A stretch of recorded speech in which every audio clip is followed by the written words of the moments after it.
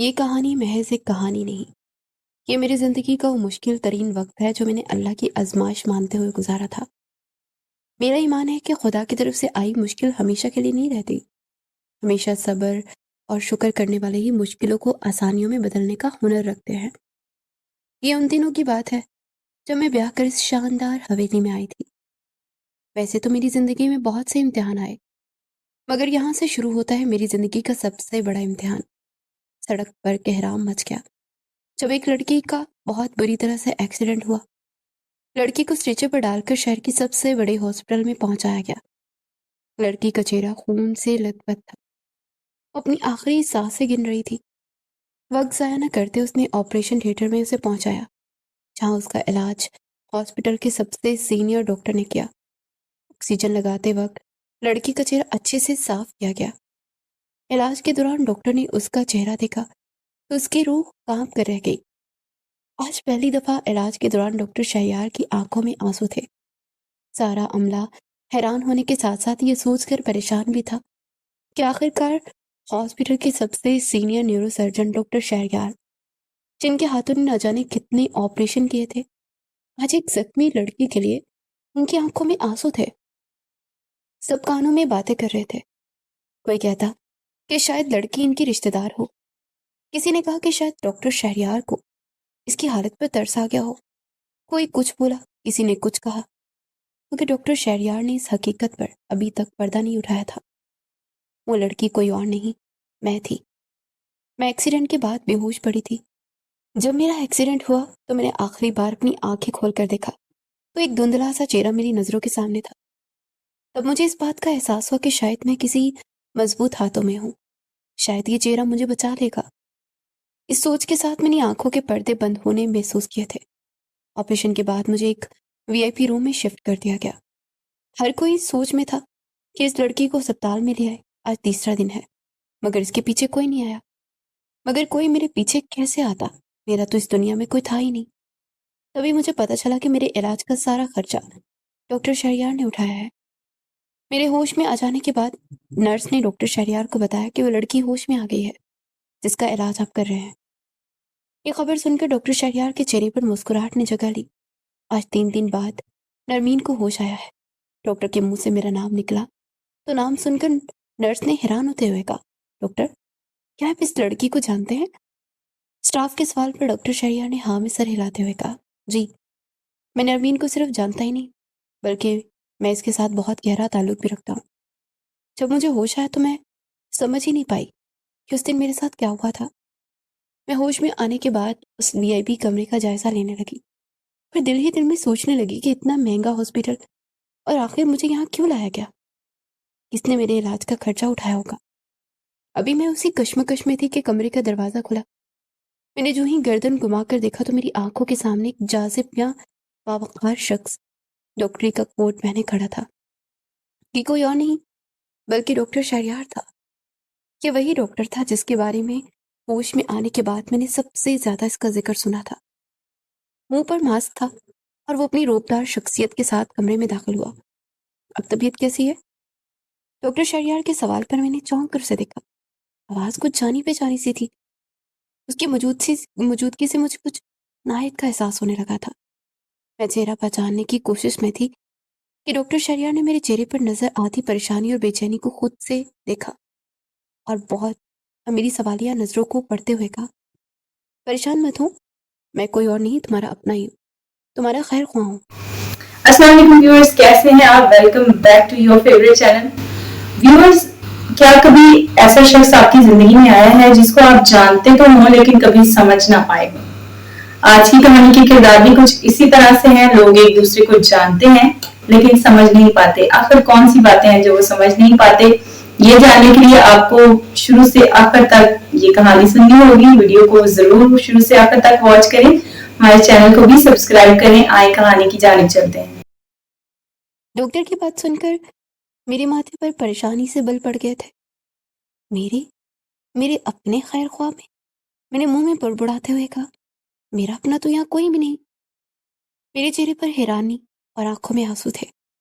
میرے چہرے کو نظر پڑ کے دیکھتے ہوئے ڈاکٹر شہریار میرے قریب آئے اور بولے، مگر میں تو تمہارا اپنا ہی ہوں نا، इतना कहते डॉक्टर शहरयार ने मुंह से मास्क हटाया तो डॉक्टर का चेहरा देखकर मेरी सांसें थम गई, मेरी आंखें खुली की खुली रह गई। अब डॉक्टर शहरयार बिना नकाब के मेरे सामने थे, और वो कोई और नहीं बल्कि सच में मेरे खैर ख्वाह थे। इस कहानी को पूरी तरह जानने के लिए मैं आपको अपने माजी में लेकर चलती हूँ। मेरा नाम नरमीन असलम है। मैं एक गरीब तबके से ताल्लुक़ रखती हूँ। मैं जब पैदा हुई तब से मुश्किलात का सामना कर रही थी। 7 साल की हुई तो माँ इंतकाल कर गई। अब्बा जो बहुत बड़े जवारी थे, अपनी इस लत की वजह से मेरी माँ का एक कमरे का घर भी जुए में हार बैठे। मैं माँ की ममता से तो महरूम थी, पर हर बाप के होते मैं भी बाप की शफकत से भी महरूम हो गई थी। अब्बा हर वक्त नशे में रहते। आए दिन घर में कर्जदारों के हंगामा आराई रहती। घर पहले ही अब्बा जुए में हार गए थे, अब रहने को भी कोई ठिकाना नहीं था। मैं बहुत छोटी थी। अब्बा से कोई भी बात करती, कोई भी सवाल पूछती तो अब्बा मुझे मनहूस बोलते, डांटते, मारते, पीटते। अब्बा मुझे इतना डरा दिया करते कि मैं खौफ के मारे उनसे कोई सवाल कर ही ना पाती थी। मेरी खाला, जो मेरी अम्मा की सगी बहन थी, जब मुझे इस हाल में देखती तो अब्बा को समझाती और कोशिश करती, पर अब्बा हमेशा खाला को भी 2-4 बातें सुनाते और घर से धक्के देकर निकाल देते और कहते, बिन माँ के भी बच्चे किसी न किसी तरह पल ही जाते हैं। मैं मेरी बेटी की फिक्र करने की कोई जरूरत नहीं है। मेरी खाला चुप होकर रह जाती। मैं अब्बा के साथ नहीं रहना चाहती थी। हमेशा खाला से रो रो कर कहती कि मुझे अपने साथ अपने घर ले जाए, मगर खाला अब्बा की वजह से मजबूर थी और मेरे लिए कोई फैसला नहीं ले पाती थी। बच्चे तो सच में ही माँ के बिन पल जाते हैं। इसी तरह मैं भी माँ के पल बिना पल गई थी, मगर जिंदगी की सख्तियों को झेल झेल कर मेरे अंदर ख्वाहिशें खत्म होती जा रही थी। वक्त गुजरता गया। अब मैं अब्बा के जुल्म सहती 8 साल की हो गई। हमारा कोई घर, कोई मुस्तकिल ठिकाना नहीं था। एक दिन खुदा को मुझ पर तरस आया और अब्बा को कर्जदारों का कर्जा देते वक्त अदा न करने पर पुलिस पकड़ कर ले गई। अब्बा की कैद मेरी रहाई का सबब बनी। पुलिस ने मुझे मेरी खाला के सुपुर्द कर दिया। तब मेरी परवरिश मेरी खाला ने की। अब मैं अपनी खाला के साथ एक सादा मगर अभी जिंदगी जीने ही लगी थी। मैं खाला के साथ बहुत खुश थी। शुरू शुरू में अब्बा मेरे ख्वाब में आते और मुझे मारने की धमकी देते। मेरी खाला ने मेरे दिलो दिमाग में ना सिर्फ अब्बा के डर को निकाला, बल्कि मेरी जिंदगी से अब्बा का नाम का लफ्ज भी मिटा दिया। खाला ने मुझे इस खौफ से निकालने में बहुत मेहनत की। अब मैं भूल चुकी थी कि मेरा कोई बाप भी है। हम बहुत खुश थे। ऐसे ही जब मैंने जवानी में कदम रखा तो जिंदगी एक बार फिर मेरे लिए एक नया इम्तिहान लेकर खड़ी थी। 16 साल की हुई तो मैं बिल्कुल अपने नाम की तरह नर्म और नाजुक थी, क्योंकि मेरी खाला ने मेरी परवरिश मोहब्बत और अपनायत से की थी। खाला ने मुझे दुनिया की सख्तियों से बचा कर रखा था। जवानी में कदम रखते ही असलम मेरे अब्बा, जो कि बस मेरे नाम का ही बाप था, कैद में रहाई के बाद उन्हें अपनी बेटी की कमी महसूस होने लगी। अब्बा ने मुझे हासिल करने की खातिर मेरी खाला पर तरह तरह के इल्जाम लगाए। वो कानूनी तौर पर मेरे अब्बा थे। इस बना पर मुझे अपनी खाला से छीन कर अपने साथ अपने वापस कर लिया है। अब्बा खाला से अदालती लड़ाई जीत कर मुझे वापस लाने में कामयाब हो गए, जबकि खाला नहीं चाहती थी कि मैं अपने जवारी बाप के साथ वापस जाऊं। पर अब्बा बाजी मार चुके थे और मेरी मर्जी के खिलाफ अब्बा मुझे अपने साथ शहर की भीड़ में लेकर आए। मैं अपनी खाला के साथ एक छोटे से कस्बे में रहती थी। सादा सी जिंदगी गुजार रही थी। शहर की रंगीनियां मुझे नहीं भाती थी। मैं हर वक्त सहमी सहमी डरी डरी रहती। खाला के पास गुजारा वक्त हर पल मुझे याद आता। मैं अपने बाप के साथ खुश नहीं थी, ना ही चाहती थी कि मैं अपने बाप के पास एक लम्हा भी रहूं। लेकिन अब्बा एक गहरी चाल चल चुके थे। अपनी इकलौती बेटी को अपनी अयाशियों के लिए कुर्बान करने का फैसला कर चुके थे। मेरी मर्जी के बगैर अब्बा ने मेरी शादी एक ऐसे इंसान के साथ तय करने का फैसला किया जिसके बारे में कहा जाता है कि वो पागल है। जब मुझे ये खबर मिली तो मेरा दिल धड़कना भूल गया। मैं दिन रात परेशान रहने लगी। मुझे कुछ समझ नहीं आ रहा था कि मैं इस जुल्म को कैसे रोकूं। खाला के साथ भी मेरा दूर दूर तक कोई राब्ता नहीं था। अब्बा मुझे दिन ब दिन यही समझाने की कोशिश करते कि मैं इस शादी के बाद सुकून की जिंदगी गुजारूंगी, मगर मैं अब्बा की बात पर आंसू बहाती और दिल ही दिल में ये सवाल करती कि क्या कोई लड़की किसी ऐसे इंसान के साथ शादी करके खुश रह सकती है जो खुद ठीक ना हो। अब्बा, मैं एक ऐसे इंसान के साथ कैसे खुश रह सकती हूँ जो ज़हनी तौर पर ही ठीक नहीं है। मैंने डरते डरते अब्बा से अपने हक के लिए आवाज उठाई। मगर अब्बा ने मेरी आवाज़ को दबा दिया। अब्बा ने मेरे सर पर हाथ रखते हुए कहा, बेटी नरमीन, मैं तुम्हारी सर की कसम उठाता हूँ, लड़का बिल्कुल ठीक है, बस थोड़ा सीधा साधा सा है। तुम बहुत खुश रहोगी। मैं तुम्हारा बाप हूँ, कोई दुश्मन नहीं जो तुम्हारे लिए गलत फैसला करूंगा। अब्बा सुबह दरवाजे पर बेल हुए तो अब्बा ने दरवाजा खोलते हुए कहा, आए आए, मैं कब से ही आपका इंतजार कर रहा था। अब्बा की आवाज़ सुनकर मैं चौंक गई। बाहर कौन होगा? हमारे घर तो सिवाय मर्दों के कर्जदारों के और कोई नहीं आता। ये आवाज़ तो किसी औरत की लग रही है। साला देखो तो कौन आया है। ये सोचते मैं अपने बिस्तर से उठी और चोरी से अपने कमरे का थोड़ा सा दरवाजा खोलते बाहर सहन में देखने लगी। मैंने दरवाजे पर कान लगाकर अब्बा की बातें सुनना चाही, मगर मुझे ठीक से कुछ सुनाई नहीं दे रहा था, ना ही कोई मुकम्मल तौर पर दिखाई दे रहा था। मैं घबराते हुए तेजी से कमरे में बनी खिड़की की तरफ लपकी, जो बाहर सहन की तरफ खुलती थी। खिड़की को हल्का सा खोलते मैंने बाहर देखा और उसके साथ ही मेरे कानों ने कुछ ऐसा सुना कि मुझे अपने कानों पर यकीन ना हुआ। खौफ से खिड़की को जोर से बंद करते मैं खिड़की से पीछे हटी थी कि तभी एक हौलनाक आवाज मेरे कानों में पड़ी। कौन है वह? आवाज सुनते मेरी दिल की धड़कन तेज हो गई और खौफ से मैं थर थर कांपने लगी। नहीं, ऐसा नहीं हो सकता। मेरे अब्बा मेरे साथ ऐसा कैसे कर सकते हैं? नहीं नहीं, जरूर मैंने कुछ गलत सुना है, मैंने कपकपाती आवाज में कहा। मेरे माथे पर पसीने की बूंदें टपकने लगी और मेरा पूरा वजूद खौफ डर से बर्फ की माने ठंडा पड़ने लगा। अभी मैं नॉर्मल होने की कोशिश कर ही रही थी कि तभी किसी ने मेरे कमरे का दरवाजा इस जोरदार झटके से खोला। दरवाजे की इस आवाज में मैं ठठर कर रह गई थी।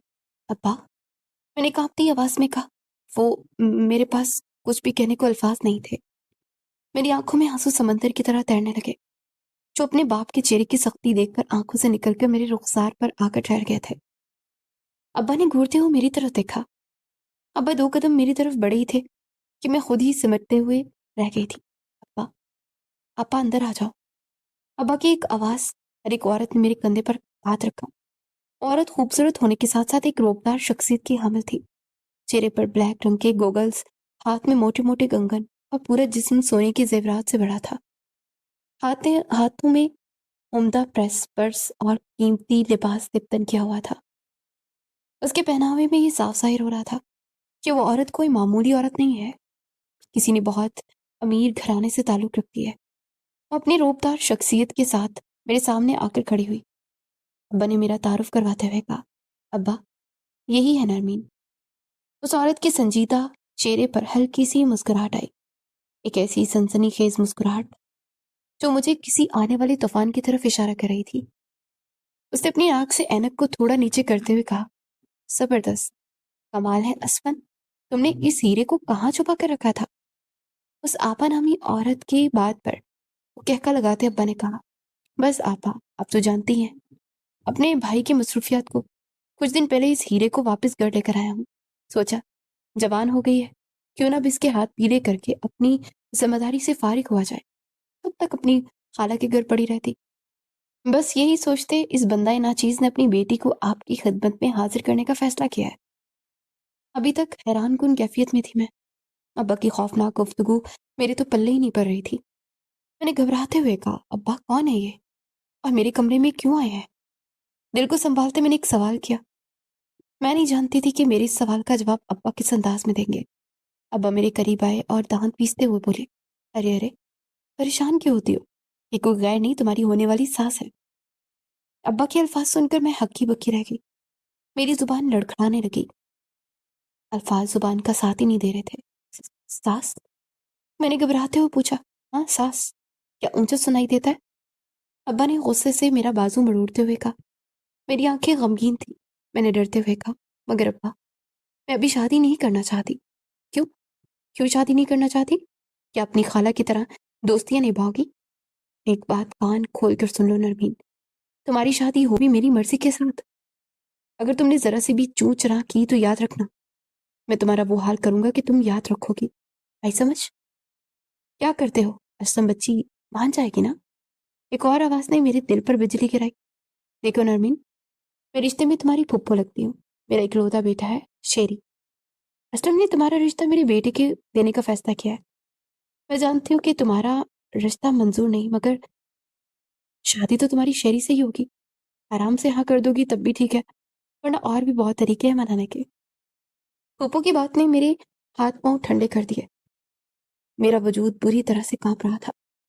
میرے دل سے ایک آواز آئی، او خدا، میں کیا کروں؟ پھوپھو مجھے سمجھا رہی ہیں، کھلم کھلا دھمکی دے رہی ہیں؟ میں یہ سوچ کر خوفزدہ تھی کہ میرے خونی رشتے تھے جو مل کر میرے جذبات کے ساتھ کھیل رہے تھے۔ میرے لاکھ منع کرنے کے باوجود بھی ابا نے میری ایک نہ سنتے میری شادی کی تاریخ طے کر دی۔ میں کمرے میں بیٹھی اپنی ماں کو یاد کر کے رو رہی تھی۔ خالہ کا چہرہ میری نظروں کے سامنے سے ہٹنے کا نام ہی نہیں لے رہا تھا۔ میں ابھی سی سوچ میں تھی کہ کیسے ابا کے چنگل سے نکل کر خالہ کے پاس جایا جا سکتا ہے کہ اچانک ہی میرے کمرے کا دروازہ کھلا۔ میرا دل مٹھی میں آ گیا جب میں نے ابا کے ہاتھ میں دلہن کا وہ لباس دیکھا جو میرے لیے کسی کفن سے کم نہیں تھا۔ میری آنکھوں میں اس قدر آنسو تھے کہ مجھے ابا کا چہرہ بھی دھندلا سا دکھائی دے رہا تھا۔ میں نے اپنے ابا کو اپنے قریب آتے دیکھا تو آنسو آنکھوں کے پردوں کو چیرتے میرے گال پر آ گئے تھے۔ نرمین، یہ رہا تمہاری شادی کا جوڑا۔ ابا، ابا میری بات سنیں، مجھے یہ شادی نہیں کرنی ابا، یہ ظلم ہے۔ میں آپ کی سگی اولاد ہوں، کوئی کیسے اپنی اولاد کو جہنم میں دھکیل سکتا ہے؟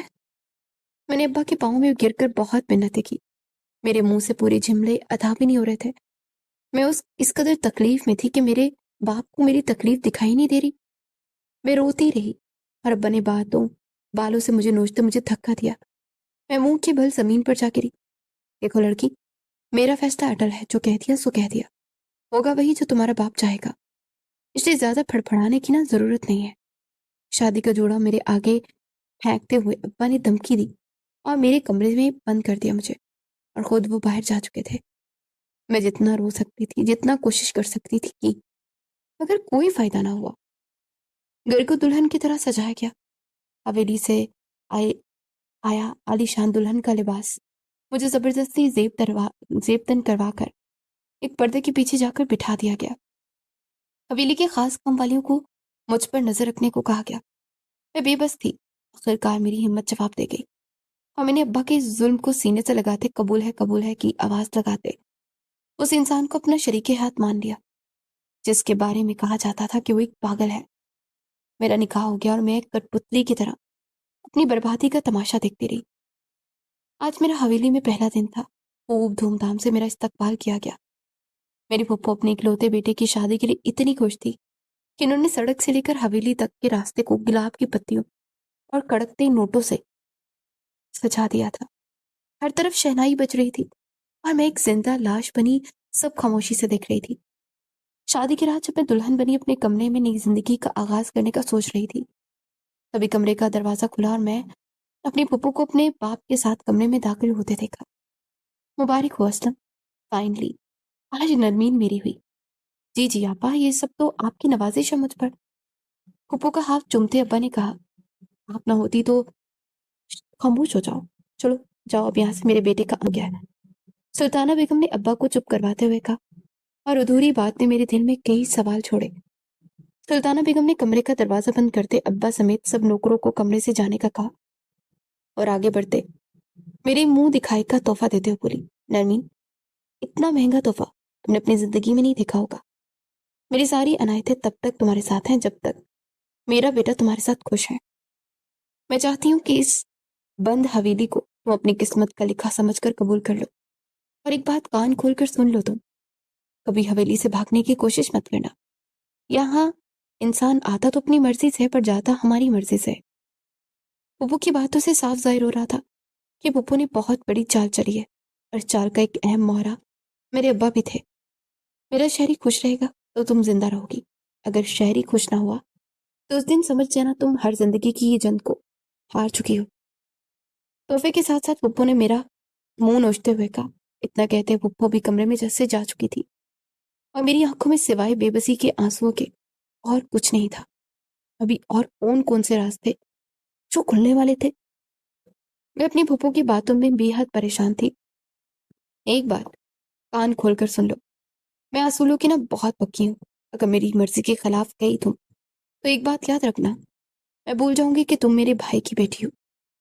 یہ وہ دھمکی تھی جسے سننے کے بعد مجھے یقین ہو گیا تھا کہ میری زندگی کی ڈور اب پھپھو کے ہاتھوں میں ہے۔ میرا مجھ سے اب کوئی اختیار نہیں رہا۔ زہر اگلتے سلطانہ بیگم کمرے سے جا چکی تھی اور میں آنکھوں میں آنسو لیے اپنی خالہ کو یاد کر رہی تھی. کہاں ہے خالہ آپ؟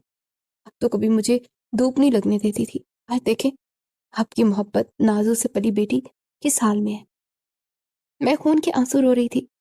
ابھی تک میں اس بات سے انجان تھی کہ میرے ساتھ میرے اپنوں نے اس دن کار چال کیا چلی ہے. جیسے جیسے وقت گزر رہا تھا میری دل کی دھڑکنیں تیز ہوتی جا رہی تھی. ابھی میں اسی کشمکش میں تھی کہ کمرے میں 3 لوگ داخل ہوئے، جس میں سے ایک دلہا تھا اور 2 لوگ وہ تھے جنہوں نے اپنے سہارے سے دلہے کو. تو ویورز آپ سوچ رہے ہوں گے کہ یہ پھر سے آ گئی ہمیں چینل کا سبسکرائب کہنے کے لیے کہ چینل کو سبسکرائب کر دیں. تو جناب یوٹیوب بھی ہمیں یہ یاد دلاتا رہتا ہے کہ آپ کہانیاں سناتے رہتے ہیں لوگوں کو اور لوگ آپ کو سبسکرائب نہیں کر رہے. تو اس وجہ سے ہم آپ کو ریکویسٹ کرتے ہیں اور یوٹیوب کی پالیسی ہے کہ ہمیں آپ سے ملنا ضروری ہے. تو ہمارے چینل کو سبسکرائب کریں، یہ ہماری سپورٹ ہے، اس سے ہم گرو کریں گے اور آپ کے لیے اور زیادہ محنت کر سکیں گے. تو کہانی کے آئیں دوسرے حصے کی جانب چلتے ہیں. تھاما ہوا تھا. گرتے سنبھلتے ہوئے شہری کو بیڈ تک لائے تھے. یہ شاید وہ آخری راز تھا جو مجھ پر قیامت بن کے ٹوٹا تھا. منہ سے رالیں ٹپک رہی تھی، ہاتھوں میں کھلونا تھا، بال بکھرے ہوئے تھے اور وہ کسی چھوٹے بچے کی طرح ضد کر کے سامنے کا منظر دیکھ کر مجھے کچھ سمجھ نہیں آ رہی تھی کہ آخر میرے ساتھ یہ ہو کیا رہا ہے. تبھی سلطانہ بیگم کی روبدار آواز کمرے میں گونجی. یہ میرا بیٹا ہے اور تمہارا شوہر ہے شہری. پھپھو کی آواز نے دل کے دروازوں کو میرے ہلا کر رکھ دیا. میرے رونگٹے کھڑے ہو گئے. میں اپنی کپ کپاتی آواز میں بولی، مگر پھپھو یہ تو پاگل ہے. یہی کہنا چاہتی ہوں پاگل ہے؟ میری بات پر غصے سے ریئیکٹ کرتے پھپھو نے کہا، ہاں یہی بات سچ ہے کہ میرا بیٹا شیری قد کاٹ میں عمر میں سے تو بڑا ہے، مگر ذہن سے آج بھی 3 سال کا وہ ضدی اور معصوم بچہ ہے. کیا؟ پھپھو کی اس انکشاف سے میں تلملا کر اٹھی. کیا آپ کیا کہہ رہی ہیں؟ آپ نے میری شادی ایک ذہنی مریض، ایک پاگل سے کروا دی؟ میری روح تک کانپ گئی تھی. تکلیف سے میں چلا اٹھی تھی. میں اس شادی کو نہیں مانتی. میں اپنے ابا سے آپ کی شکایت کروں گی. میں زاروں کی طرح رو رہی تھی اور تڑپ کر وہ رہ گئی تھی. میں ایک پل کے لیے میں نہیں رکوں گی یہاں. جیسے میں روتے ہوئے دروازے کی طرف مڑی، سلطانہ بیگم نے مجھے بازو سے دبوچتے کہا، خبردار جو یہاں سے ایک قدم بھی باہر نکالا. تمہاری شادی ہو چکی ہے اور آج سے تم یہی رہو گی. اور ایک بات نہ سن لو، تم کیا بتاؤ گی اپنے باپ کو؟ وہ اس حقیقت سے بہت اچھے سے طرح سے واقف ہے. یہاں سے نکل کر تم کہاں جاؤ گی؟ اپنے باپ کے پاس؟ اس باپ کے گھر جس نے تمہاری زندگی کا سودا چند روپے کے لیے کر دیا. یہ بات سن کر میری آنکھیں حیرت سے پھیل گئی. میرا سر چکرا گیا. میں نے تڑپتے ہوئے کہا، نہیں نہیں، یہ جھوٹ بول رہے ہیں آپ. ایسا نہیں ہو سکتا. میرے ابا بے حس نہیں ہو سکتے، اپنی بیٹی کا سودا نہیں کر سکتے. میں مسلسل رو رہی تھی اور سلطانہ بیگم اب ایک پاگل کے ساتھ مجھے اس کمرے میں اکیلا چھوڑ کر یہ کہتے ہوئے کمرے سے جا چکی تھی کہ صبح آئے گا تمہارا باپ اپنی رقم لینے، اپنی آنکھوں سے دیکھ لینا. اگر سچ ہوا تو تمہیں وہی کرنا پڑے گا جو میں کہوں گی، کیونکہ اس حویلی میں صرف سلطانہ بیگم کا حکم چلتا ہے. اپنی خوشیوں کا جنازہ لیے ساری رات میں کمرے کے کونے میں ڈری سہمی بیٹھی رہی. جاننے کے بعد اس خوف نے میری آنکھوں سے نیند چھین لی تھی. میں رات بھر نہیں سوئی تھی. اے خدا، پھپھو کی کوئی بات سچ نہ ہو. میرے ابا، نہیں نہیں، میرے ابا ایسا نہیں کر سکتے. وہ جھوٹ بول رہی ہیں. میں اپنا بکھرا وجود سمیٹتے دعائیں کر رہی تھی. ساری رات میں دل سے اٹھنے والے سارے سوالوں کو کے جواب تلاش کرتی رہی. صبح کا سورج میرے لیے زندگی کی سب سے بڑی آزمائش لے کر آیا تھا. حویلی کے ہال میں مجھے نیا قیمتی لباس پہنا کر لایا گیا. شیری جو ابھی تک دلہے کے لباس کو زیبتن کیے ہوئے تھا، میرے ساتھ آ کر میرے پہلو سے کھیلتے ہوئے بولا، تم ہو نا میری دلہن؟ دونوں ہاتھوں سے تالیاں بجاتے شیری نے مجھے بلا کر رکھ دیا تھا. میں نے آج تک کبھی کسی ذہنی مریض کو اتنے قریب سے نہیں دیکھا تھا. خوف کے مارے میری ہچکیاں بند ہو گئی. اب میری نظریں اپنے ابا کی تلاش کر رہی تھی.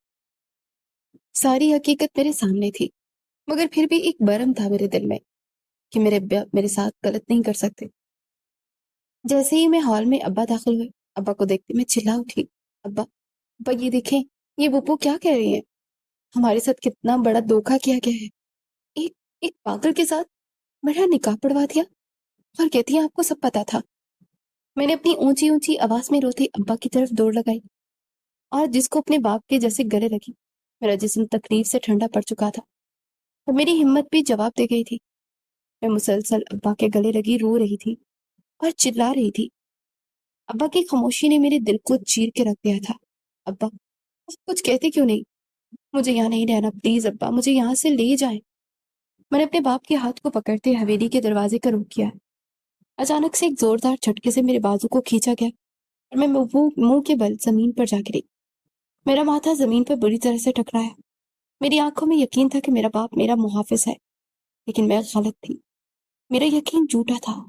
میرا باپ ہی میرے جذبات کا، میری خوشیوں کا سب سے بڑا دشمن نکلا تھا۔ میرا یقین تب ٹوٹ کے چکنا چور ہوا جب میں نے پیسے سے بڑا ہوا بیگ ہال میں لاتے انہیں دیکھا۔ میں ابھی تک زمین پر گری ہوئی تھی جب حویلی کی مالکن سلطانہ بیگم نے نوٹوں سے بڑا بیگ ابا کے ہاتھ میں پکڑاتے ہوئے کہا، یہ لو اسلم، یہ پورے 50 لاکھ روپے ہیں۔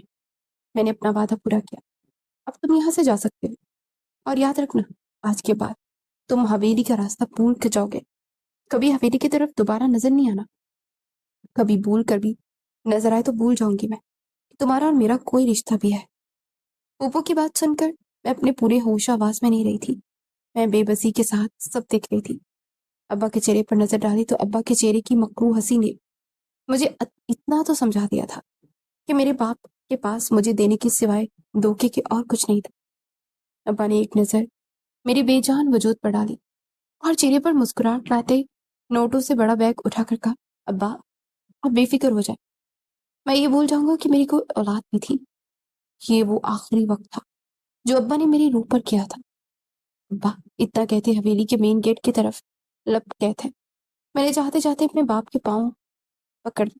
ابا، مجھے یہاں چھوڑ کر مت جائیں، آپ کیسے کر سکتے ہیں میرے ساتھ اتنا بڑا ظلم؟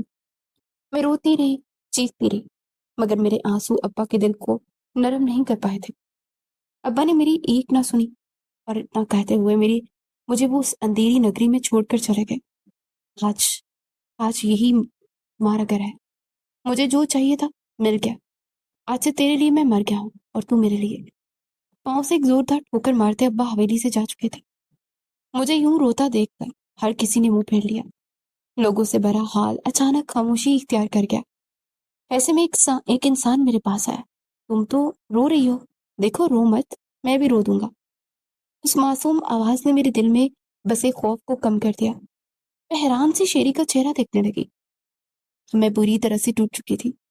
قسمت کا لکھا سمجھ کر میں نے خود کو خواہشوں کو مار دیا تھا۔ اب مجھے شیری سے خوف نہیں آتا تھا، نہ ہی میں اس سے ڈر کر کہیں چھپتی تھی۔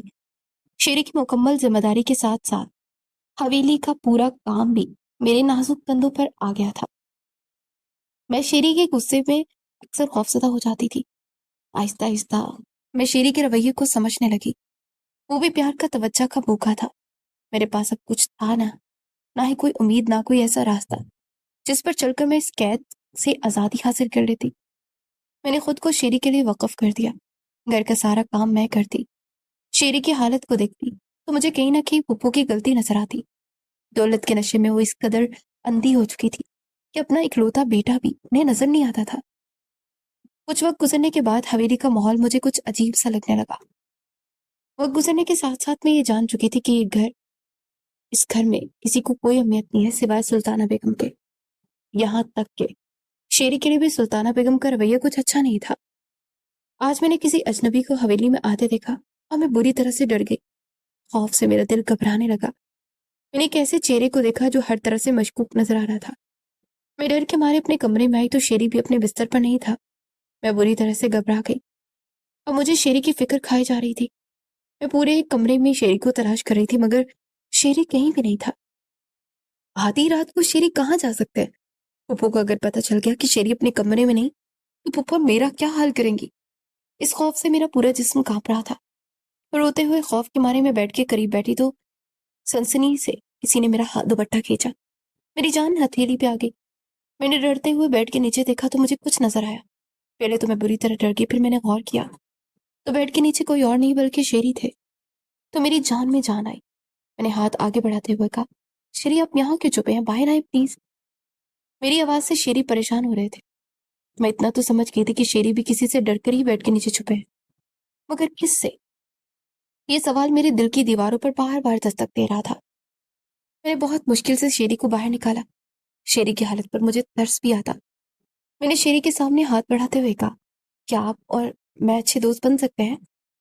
میرے سوال پر شیری نے مسکراتے ہوئے میرے ہاتھ کو مضبوطی سے تھام لیا۔ میں اتنا تو سمجھ گئی تھی کہ شیری اپنے سائے سے بھی گھبرا جاتے تھے۔ وہ ہر وقت خود کو حویلی میں غیر محفوظ محسوس کرتے تھے۔ حقیقت کو جاننے کے لیے مجھے شیری کے دل میں اپنا مقام بنانا تھا کہ وہ اپنے ہر ڈر، ہر خوف کی وجہ مجھ سے بتاتے مجھے اور گھبراتے نہ۔ مہینے میں 2 دن ایسے ہوتے تھے جب شیری کو مجھ سے یہ بھی کہتے ہوئے دور کر دیا جاتا تھا کہ شیری کو علاج کے لیے حویلی سے باہر ہاسپٹل لے کر جانا ہے۔ میں جتنا حویلی کی اس پہیلی کو سلجھنا چاہتی تھی، اتنی ہی یہ پہیلی مجھے الجھا کر رکھ رہی تھی۔ ویسے تو حویلی میں بہت سے نوکر چاکر ہوتے ہیں، مگر حویلی کی ساری ذمہ داری مجھ پر نبھائی جاتی۔ اسپیشل ان 2 دنوں میں جب شیری کو غائب کیا جاتا، مجھے شیری کی عادت ہو گئی تھی، اور جب جب پپو مجھ پر سختی کرتی، شیری اپنی معصومیت اور بیماری کی آڑ میں ہی صحیح مجھے مگر میری ڈھال بن جایا کرتے۔ مگر جب شیری 2 دن میرے ساتھ نہ ہوتے تو پپو بہت دل سے میرے اوپر ظلم ڈھاتی اور مجھے شیری کی کمی بہت محسوس ہوتی۔ ایک روز شیری اپنی پسندیدہ گاڑی کے ساتھ کھیل رہے تھے کہ ان کی پسندیدہ گاڑی میرے پاؤں کے نیچے آ کر ٹوٹ گئی۔ وہ کھلونا شیری کا سب سے فیورٹ کھلونا تھا۔ جب وہ ٹوٹا تو شیری نے رو رو کر پوری حویلی کو سر پر اٹھا لیا۔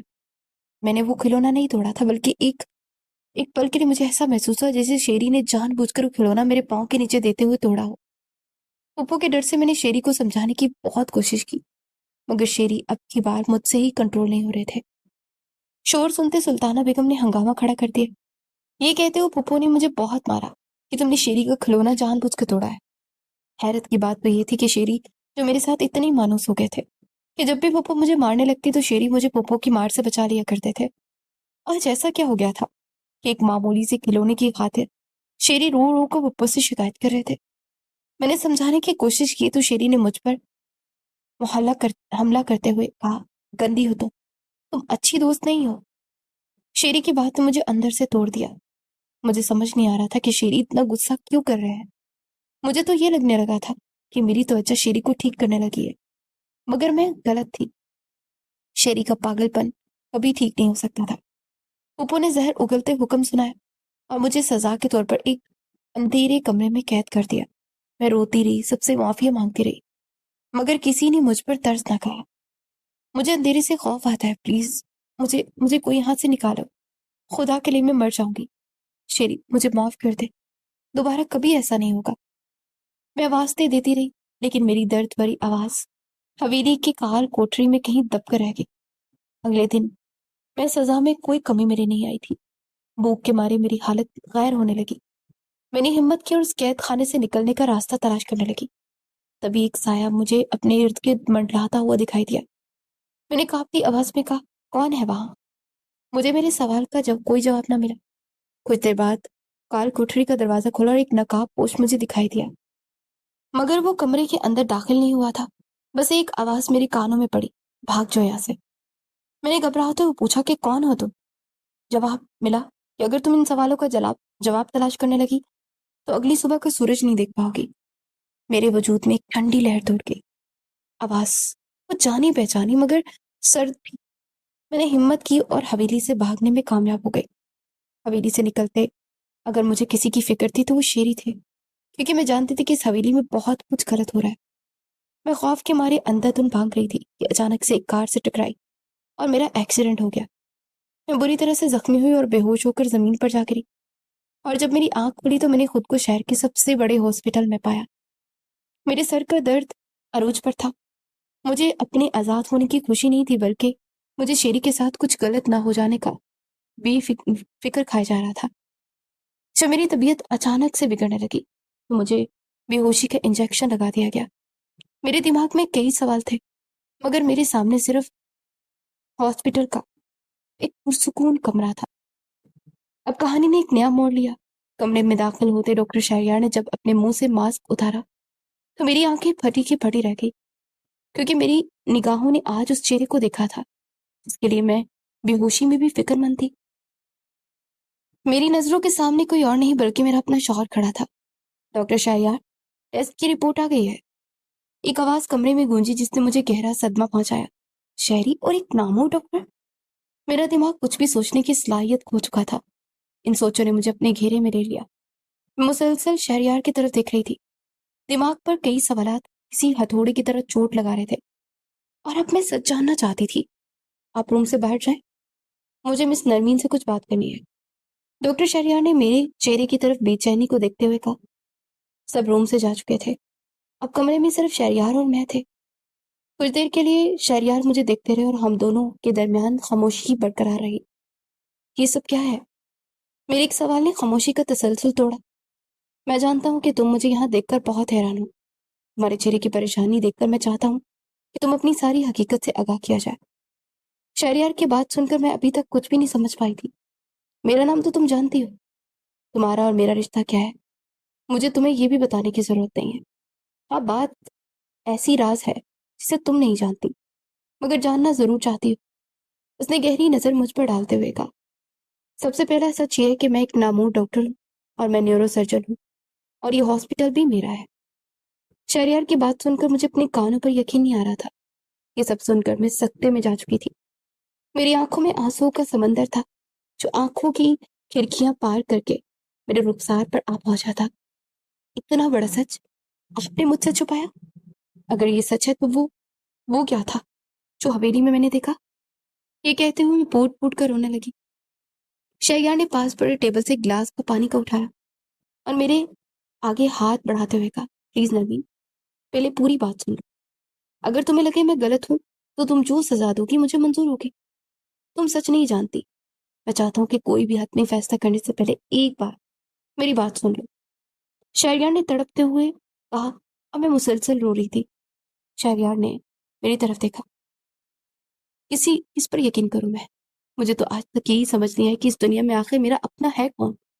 کہتے ہوئے میرے ابا کو ظلم یاد آیا مجھے، جو چند روپے کے لیے انہوں نے مجھ پر ڈھایا تھا۔ میں نے شہریار کی طرف دیکھا۔ آپ تو میرے سب سے اچھے دوست تھے، آپ نے مجھے دھوکہ دیا، میرے ساتھ کیا کیا؟ ظالم ظلم نہیں ہوتے رہے آپ کی آنکھوں کے سامنے؟ میں نے پھپھو کے ہر ظلم سہے اور آپ خاموشی سے تماشا دیکھتے رہے۔ میری زندگی کو مذاق بنا دیا آپ سب نے مل کر۔ میرے صبر کا پیمانہ لبریز ہو چکا تھا۔ شہریار خاموشی سے سب سنتے رہے اور میں آنسو بہا بہا کر اپنے ساتھ ہوئے ظلموں کا حساب مانگتی رہی اور اپنے دل کی ساری بڑاس نکالنے لگی۔ جب میں نے ابھی شہریار کو خاموش پایا تو میں نے ایک فیصلہ کیا۔ میں نے ہمیشہ کے لیے شہریار کو چھوڑنے کا فیصلہ لیتے ہوئے کہا، میں اب حویلی نہیں جانا چاہتی، میں اپنی خالہ کے گھر جانا چاہتی ہوں۔ ایک نیکی کر دے مجھ پر، خدا کے لیے مجھے میری خالہ کے یہاں پہنچا دے۔ میں آپ کے آگے ہاتھ جوڑتی ہوں، پلیز، میں آپ کا یہ احسان کبھی نہیں بھولوں گی۔ اب کی بار میری باتوں نے شہریار کے دل پر وار کیا۔ شہریار کی آنکھوں میں آنسو تھے، وہ مجھ سے بے انتہا محبت کرنے لگے تھے۔ اپنے دل پر پتھر رکھتے شہریار نے مجھ سے کہا، مجھے منظور ہے، میں جانتا ہوں کہ میں چاہے کچھ بھی کہہ لوں، تم اب مجھ پر یقین نہیں کرو گی۔ سب کے ساتھ ساتھ میں نے بھی تمہارا دل دکھایا ہے، میں نے بھی نہ چاہتے ہوئے تمہیں دھوکہ دیا ہے۔ میری بس اتنی التجا ہے کہ کچھ وقت دے دو مجھے تمہارے ساتھ کی ضرورت ہے نرمین۔ میں نے حیران ہوتے ہوئے کہا اور ان کی طرف دیکھا اور کہا، کیسا ساتھ، کیسی ضرورت؟ میرا کام ہو جانے کے بعد میں وعدہ کرتا ہوں تمہیں تمہاری خالہ تک پہنچانے کی ذمہ داری میری ہے۔ تمہارا جو فیصلہ ہوگا مجھے منظور ہوگا۔ مجھے میرے سوال کا جواب نہیں ملا۔ میں نے منہ پھیرتے ہوئے سختی سے کہا۔ تب بھی شہریار میرے قریب آئے اور کہنے لگے، تمہارے ہر سوال کا جواب تمہیں ملے گا، بس ایک بار پورا سچ جان لو پلیز۔ شہریار نے آج اس راز سے پردہ اٹھایا جو کہ کئی سالوں سے ان کے دل میں دفن تھا۔ اپنی کہانی بتاتے شہریار کمرے میں رکھے صوفے پر جا کر بیٹھ گئے اور ایک لمبی سانس لیتے ہوئے بولے، میں بہت چھوٹا تھا جب میری ماں کا انتقال ہو گیا۔ یہ ایک اور دھچکا تھا جو میرے دل پر لگا۔ میری آنکھیں عبرت اور حیرت سے پھیل گئی۔ گھبراؤ نہیں، آج تم جو بھی سنو گی وہ سچ ہی ہوگا۔ اتنا کہتے ہوئے شہریار صوفے سے اٹھ کر کھڑکی کی طرف جا کر کھڑے ہوئے۔ میرے ابا مجھ سے بے پناہ محبت کرتے تھے۔ اماں کے انتقال کے بعد سب نے ابا سے بہت کہا کہ ابا کو دوسری شادی کر لینی چاہیے۔ کاروبار وسیع تھا، رشتوں کی کوئی کمی نہیں تھی، مگر ابا محبت تقسیم نہیں کرنا چاہتے تھے۔ ابا ہمیشہ ایک ہی بات بولتے کہ شہریار میری محبت کی نشانی ہے۔ میں کیسے ایک سوتیلی ماں کے ہاتھوں اپنی اس نشانی کو سونپ دوں؟ وقت گزرتا گیا، میں بھی باتیں سمجھنے لگا تھا۔ میرے ابا اور سلطانہ بیگم میرے ابا کے آفس میں کام کرتے تھے۔ اسلم نے تو ابا کی پیٹھ پر وار کیا اسلم ابا کے کاروبار کو اپنے جوئے کی نظر رکھنے لگا تھا۔ جب ابا کو یہ خبر ملی تو ابا نے اسلم کے خلاف سخت کارروائی کرنے کا فیصلہ کیا، مگر تمہاری پھپھو جس نے میرے اور میرے ابا کے سامنے ایک بہت اچھا امیج بنا رکھا تھا، معافی تلافی کرتے ریکویسٹ کی کہ میرے بھائی کو معاف کر دے، بھلے آپ اسلم کو کام سے نکال دے پر جیل میں مت بھیجیے گا۔ اس بن ماں کی بچی کا کیا ہوگا؟ تمہارے نام کی دہائی دے کر تمہاری پھپھو نے تمہارے ابا کو بھی رہائی کروائی۔ اسلم والا معاملہ ٹھنڈا پڑا تو سلطانہ بیگم نے مجھے اپنے قریب کر لیا۔ ماں کی جس محبت کے لیے میں ترس گیا تھا وہ محبت مجھے سلطانہ بیگم سے ملنے لگی۔ یہ سلطانہ بیگم کی ایک بہت بڑی چال تھی۔ میں نہیں جانتا تھا کہ ان دونوں بہن بھائیوں کے دماغ میں کون سی چال چل رہی ہے۔ سلطانہ بیگم مجھے وقت دینے لگی جو میرے ابا چاہ کر بھی مجھے نہیں دے پاتے تھے، کیونکہ کاروبار کی ساری بھاگ دوڑ اکیلے ابا نے سنبھال رکھی تھی۔ سلطانہ بیگم نے ایک ماں کی طرح مجھے وقت دیا۔ آفس کے کام کے ساتھ ساتھ انہوں نے میری ذاتی زندگی پر بھی اپنا کالا سایہ گہرے بادلوں کی طرح ڈال دیا تھا۔ مجھے ماں کی ممتا ملنے لگی۔ میں سلطانہ بیگم کے ساتھ اپنا زیادہ تر وقت گزارنے لگا۔ اب میں پہلے کی طرح ابا کو تنگ میں نہیں کرتا تھا۔ ابا بھی سلطانہ بیگم کو میری اتنا قریب دیکھ کر تسلی میں رہتے کہ میری غیر موجودگی میں کوئی تو ہے جو میرے بیٹے کا خیال رکھ سکتا ہے۔ ابا نے بھی آفس کے کام میں سلطانہ بیگم کو چھٹی کروائی اور گھر کی اور میری ساری ذمہ داری سلطانہ بیگم کو سونپ دی۔ جب سلطانہ بیگم کا جادو پوری طرح مجھ پر چل گیا اور میں نے ابا کے سامنے اپنا ایک ہی ڈیمانڈ رکھی کہ مجھے ماں چاہیے۔ ابا مجھے مسلسل سمجھاتے رہے کہ میں شادی نہیں کر سکتا، تمہارا پیار تقسیم ہو جائے گا، مگر مجھے تو سلطانہ بیگم کو ماں بنانے کا بھوت سوار تھا۔ میں نے ابا کی ایک نہ سنتے ہوئے کہا کہ اب آپ پہلے کون سا مجھے ٹائم دیتے ہیں، آپ کا پیار تو صرف آپ کے کاروبار کے لیے۔ میری جلی کٹی باتوں نے ابا کو میچور کر دیا اور میری ضد پر ابا نے سلطانہ بیگم سے شادی کر لی۔ سلطانہ بیگم کی شادی کے بعد صفائی سے سلطانہ بیگم نے مجھ سے میرا سب کچھ چھین لیا۔ میرے ابا جو مجھ سے بے پناہ محبت کرتے تھے ان کو مجھ سے دور کر دیا۔ وہ پیار جو شادی سے پہلے نچھاور کیا کرتی تھی اچانک سے نفرت میں بدل گیا، اور وہ ہر روز ابا کو میری وہ شکایت لگاتی جو میں کرتا بھی نہیں تھا۔ ابا نے مجھ سے متنفر ہو کر مجھے ملک سے باہر بھیجنے کا فیصلہ کیا۔ قسمت نے مجھ سے ماں کا پیار تو چھین لیا تھا، مگر سلطانہ بیگم نے ماں کا ڈھونگ رچا کر مجھ سے باپ کی شفقت بھی چھین لی۔ میں باہر تعلیم حاصل کرتا رہا اور باپ کی محبت کو ترستا رہا۔ میں بہت بڑا نیورو سرجن بننا چاہتا تھا، کیونکہ میری ماں دماغ کی ایک فلٹر آپریشن کی وجہ سے مجھے چھوڑ کر چلی گئی تھی۔ وہ آپریشن کامیاب نہیں ہوا تھا۔ میرے دل میں تہیہ کیا تھا کہ میں بہت بڑا ہو کر سب سے اچھا دماغ کا ڈاکٹر بنوں گا اور لوگوں کی زندگیوں کو بچاؤں گا۔ میرا ایک ہی مقصد تھا، سب سے نامور نیورو سرجن بننے کا۔ اکثر ابا کی کال آتی اور وہ مجھ سے معافی مانگتے اور کہتے کہ میرے جگر کے کوشے، میں نے تمہیں خود سے دور کر کے بہت بڑی غلطی کی، خدا کے لیے واپس آ جاؤ، تمہارے باپ کو تمہاری ضرورت ہے۔ میں ابا سے ناراض تھا، ہمیشہ یہ کہہ کر کال کاٹتے تھا کہ جب مجھے آپ کی محبت، آپ کی شفقت کی سب سے زیادہ ضرورت تھی، آپ نے اپنی بیوی کے کہنے پر مجھے خود سے دور کر دیا۔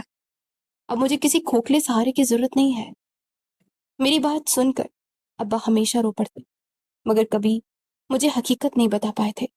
یہ یوں کہنا ٹھیک رہے گا کہ میں نے کبھی سچ سننا ہی نہیں چاہا تھا۔ میں یہ جاننا ہی نہیں چاہتا تھا کہ میرا باپ کس تکلیف میں ہے۔ میں واپس آنے کا کہتا مجھے، اور ایک دن جب اچانک مجھے ابا کی انتقال کی خبر ملی، میں فوراً پاکستان واپس آیا۔ وقت گزر چکا تھا، میرے ابا سارے دکھ اپنے اندر لیے اس دنیا فانی سے رخصت ہو گئے۔ میرے پاس اب صرف پچھتاوے کے اور کچھ نہیں تھا۔ ابا کے گزر جانے کے بعد ہمیشہ ابا کے اسٹڈی روم میں بیٹھا ان کی کتابیں پڑھتا رہتا۔ ایک دن میرے ہاتھ ابا کی وہ ڈائری لگی جس میں ابا نے بہت کچھ میرے بارے میں باتیں شیئر کرنے کے انداز میں لکھی ہوئی تھی۔ جیسے جیسے میں ڈائری پڑھتا گیا ویسے ویسے ایک پچھتاوا میری روح کو ہلاتا گیا۔ میرے ابا کو میری کتنی ضرورت تھی، اتنی کہ مجھے نہ پا کر انہوں نے اس ڈائری کو بھی شہریار سمجھ کر اپنی تکلیفوں کا ساتھی بنا لیا تھا۔ یہاں آ کر مجھے معلوم ہوا کہ میرے ابا کی موت ایک قدرتی موت نہیں تھی، بلکہ ان کا قتل کیا گیا تھا۔ وصیت کے مطابق ابا کی کروڑوں کی جائیداد کا اکلوتا وارث میں تھا۔ میری سوتیلی ماں کا چال چلن ٹھیک نہیں تھا، وہ اپنے آشیان کے ساتھ مل کر مجھے بھی راستے سے ہٹانے کا پروگرام بنا چکی تھی۔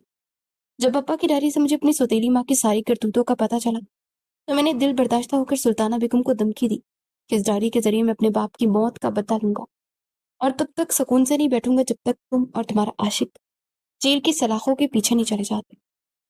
میری دھمکی نے سلطانہ بیگم کے پاؤں تلے سے زمین کھینچ لی۔ اپنے عاشق کے ساتھ مل کر مجھے جان سے مارنے کا پلان بنایا گیا۔ میری کار کا ایکسیڈنٹ کروایا گیا۔ خوش قسمتی سے میں بچ گیا۔ جب وکیل صاحب نے ابا کو وصیت کا ذکر کیا، جس پر ابا اپنا سب کچھ میرے نام لگا چکے تھے، اور وصیت میں لکھا تھا کہ مجھے اگر کچھ ہو جاتا ہے تو ساری جائیداد ٹرسٹ کو چلی جائے گی، تو میری ماں کی مجبوری بن گئی مجھے زندہ رکھنا۔ تب سے لے کر آج تک میں اپنے باپ کے قاتلوں کے خلاف ثبوت ڈھونڈ رہا ہوں۔ وہ ڈائری جس میں سلطانہ بیگم کی کالی کرتوتیں تھیں، وہ ڈائری سلطانہ بیگم کے پاس ہے۔ دولت کی کال میں اندھی ہو کر میری سوتیلی ماں نے مجھے پاگل بنانے ہوئے میڈیسن دینا شروع کی تاکہ میں کبھی ٹھیک نہ ہو سکوں، لیکن یہ کوئی نہیں جانتا تھا کہ میں ایک ڈاکٹر ہوں۔ مجھے یہ ڈرامہ کنٹینیو رکھنا پڑا۔ اگر کسی کو ذرا سا بھی شک ہوتا کہ میں پاگل نہیں ہوں تو سلطانہ بیگم مجھے کسی اور طرح سے نقصان پہنچانے کی کوشش کرتی۔ وصیت کے بعد وہ مجھے مار نہیں سکتی تھی، مجھے زندہ رکھنا ان کی مجبوری بن گئی۔ ایسے میں مجھے زندگی میں تم آئی۔ پہلے مجھے تم پر بھی شک تھا، پھر میں نے دیکھا اور محسوس کیا کہ تم تو خود ایک پرندہ ہو جس کے پر میری سوتیلی ماں نے تمہارے باپ کے ساتھ مل کر کاٹ دیا ہے۔ مجھے تم پر بہت ترس آتا تھا، میرا خون کھولتا تھا جو میری سوتیلی ماں تم پر ظلم ڈھاتی تھی۔ ان ظلموں سے چھٹکارا حاصل کرنے کے لیے میں نے تمہاری طرف دوستی کا ہاتھ بڑھایا۔ کہ میری خوش قسمتی تھی کہ تم نے میری دوستی کو قبول کیا۔ دوستی کا رشتہ نبھاتے نبھاتے میں ایسے ہی تمہارے قریب آنے لگا، تم سے دوستی ہو گئی۔ تم پر ظلم ہوتا دیکھ مجھے بہت تکلیف ہوتی تھی، اس لیے موقع پا کر میں نے تمہیں سلطانہ بیگم کی شر سے بچا لینا۔ میں نے شہریار کی ساری باتیں خاموشی سے سنی۔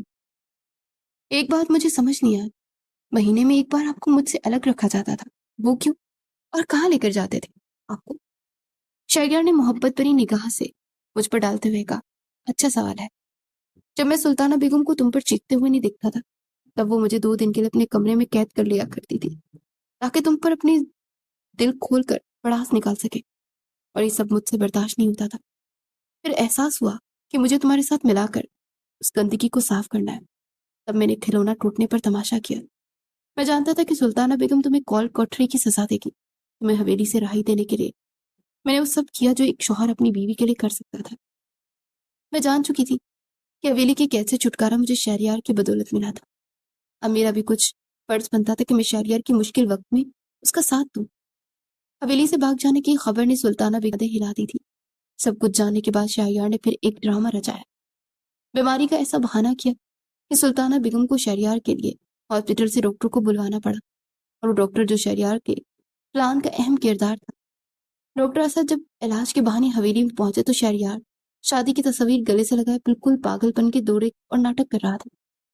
ڈاکٹر اسد نے پانی سے بڑا انجیکشن شہریار کو لگاتے ہوئے ان کے ہاتھ سے شادی کی البم پکڑی تو حیران ہوتے ہی سلطانہ بیگم سے کہنے لگا، معاف کیجیے گا بیگم صاحبہ، کیا میں جان سکتا ہوں کہ تصویر میں دلہن کا لباس پہنے لڑکی کون ہے، اور یہ شہریار صاحب کی کیا لگتی ہے؟ پلان کے مطابق سب کچھ ٹھیک چل رہا تھا۔ سلطانہ بیگم نے دانت پیستے ہوئے کہا، یہی تو ہے جس نے میرے اکلوتے بیٹے کی زندگی میں طوفان برپا کیا ہے۔ اسد نے فوراً کہا، سوری میڈم، میں کچھ سمجھا نہیں۔ یہ لڑکی شہریار کی بیوی ہے، شہریار اس سے محبت کرتا تھا۔ کچھ دن پہلے نہ جانے یہ لڑکی کہاں چلے گی، تب سے شیری کو بہت دوڑے پڑتے ہیں۔ سلطانہ بیگم کی بات پر ڈاکٹر اسد نے کہا، یہ لڑکی اگر آپ کو مل جائے تو مجھے کیا ملے گا؟ ڈاکٹر اسد کی بات پر سلطانہ بیگم چونک گئی۔ اگر یہ لڑکی مل جائے تو میں تمہاری جولی نوٹوں سے بھر دوں گی۔ ڈاکٹر اسد نے نوٹوں سے بھرا بیگ ہاتھ میں لیتے میرا ہاتھ سلطانہ بیگم کو پکڑانے کا فیصلہ کیا، جو کہ ہمارے ہی پلان کا حصہ تھا۔ یہ ڈاکٹر اسد کی بدولت مجھے حویلی میں دوبارہ جانے کا موقع ملا۔ اب مجھے شہریار کے ساتھ مل کر کام کرنا تھا۔ اب شہریار ایک لمحے کے لیے بھی مجھے اکیلا نہیں چھوڑتے تھے، کیونکہ وہ جانتے تھے کہ اگر انہوں نے مجھے اکیلا چھوڑ دیا تو سلطانہ بیگم میرا وہ حشر کریں گی جس کے بارے میں سوچ کر روح کانپ جاتی ہے۔ میں نے اور شہریار نے مل کر سب ثبوت اکٹھے کیے۔ بہت محنت کے بعد شہریار کے ابا کی وہ ڈائری جو شہریار کو چاہیے تھی میرے ہاتھ لگ گئی۔ شہریار نے مجھے تمام ثبوتوں کے ساتھ پولیس کے سامنے پیش ہونے کا حکم دیا۔ حقیقت کھل کر سامنے آ گئی۔ اب سلطانہ بیگم کے پاس کوئی راستہ نہیں تھا سوائے اپنا جرم قبول کرنے کے۔ شہریار نے اپنے ساتھ اپنے ابا کے ساتھ ہوئے ظلم کا حساب لیا۔ جاتے جاتے شہریار نے اپنی سوتیلی ماں سے کہا کہ جو ظلم آپ نے میری معصوم اور بے قصور بیوی پر کیے ہیں نا، ان کے لیے الگ سے آپ پر کیس کروں گا۔ شہریار کی بات نے میرے دل پر محبت کی دستک دی۔ اس طرح شہریار نے دونوں گناہ گاروں کو سخت سے سخت سزا دلوائی۔ एक बारह थी और एक मेरे अब्बा की। शहरयार ने अब्बा के खिलाफ भी कार्रवाई करवाई और हमेशा के लिए इस खुद को मुझसे भी दूर कर दिया। हवेली में गमों और जुल्मों के बादल छट गए। वादों के मुताबिक शहरयार ने मुझे मेरी खाला के हवाले करना था। सब तैयारियां मुकम्मल हो चुकी थी। मैं अपनी खाला के साथ जाने ही वाली थी कि मेरी आंखों में आंसू आ गए और मैं पलट कर हवेली की जानिब देखा तो खिड़की में खड़े शहरयार मुझे नजर आए, जो किसी मौत के इंतजार में थे।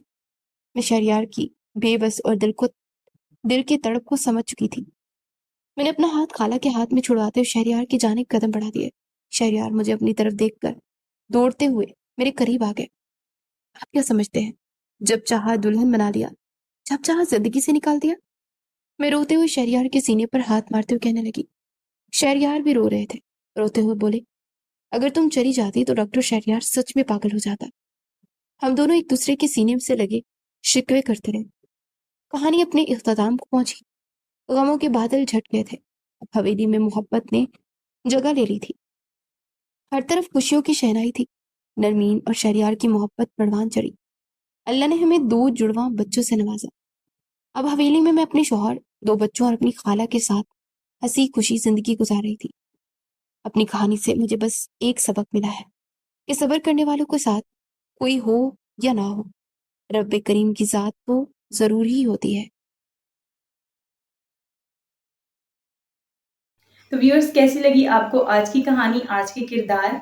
हमें कमेंट्स बॉक्स में ज़रूर बताइएगा। अगर आपको वीडियो अच्छी लगी है, वो तो आपको अच्छी लगी ही है, क्योंकि आपने वीडियो को आखिर तक वॉच किया है। तो जनाब, इस वीडियो का जादू आप पे चल गया है। तो ज़रूर इसको लाइक भी करें, हमारे चैनल को सब्सक्राइब करें और अपने फ्रेंड्स से भी कहें, उनको भी बताएं हमारे चैनल के बारे में कि कितनी अच्छी कहानियाँ हम आपके लिए लेकर आते हैं। तो बहुत जल्द एक और अच्छी सी कहानी के साथ हाजिर होंगे। तब तक के लिए अल्लाह हाफिज।